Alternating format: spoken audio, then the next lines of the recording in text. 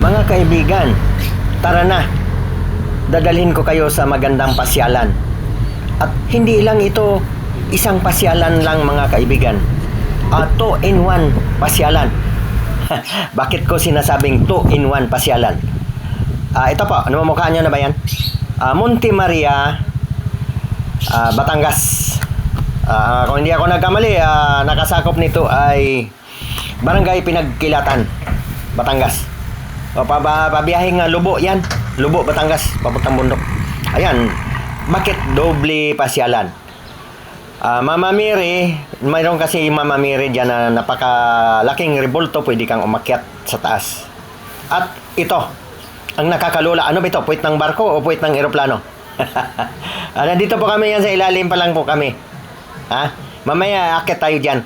Ito po yung dinarayo talaga na walk glass, Monte Maria. Ibig sabihin, Monte Maria kasi ang kilala, yun kasi ang naunang itinayo. Itong bilihan ng ticket mga kaibigan. Bumili na kami.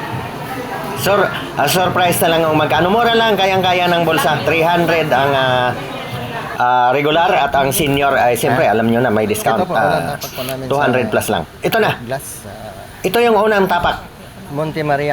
Ayan, pa ako yan mga kaibigan Hindi po ako nagbablog na hindi totoo. Totoo po talaga. Umakyat na kami dito. At hanggang dito lang po ang aking may bahay. Nagpa-uwi na yan. Bumalik na siya sa pinanggalingan. Inatid ko.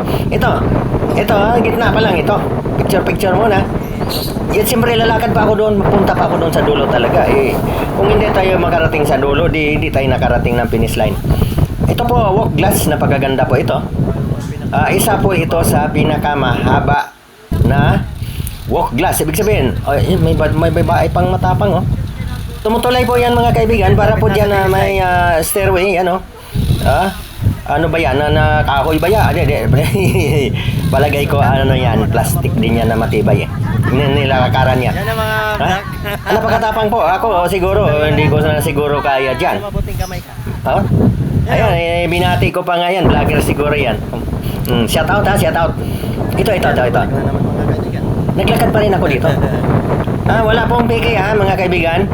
Marami kasing nagbablog na kumukuha lang ng video. Ako talaga, nandito ako sa taas. Ayan, itong babae na ito, pauwi na naman siya. Kasi kailangan pag lumakad ka dyan, balikan. Ayun. Iwan ko kung magkano ang bayad dyan. Bukod ang bayad dyan mga kaibigan Bukod doon sa entrance na 300. Ako, di ko kaya. Ayan, pauwi na siya.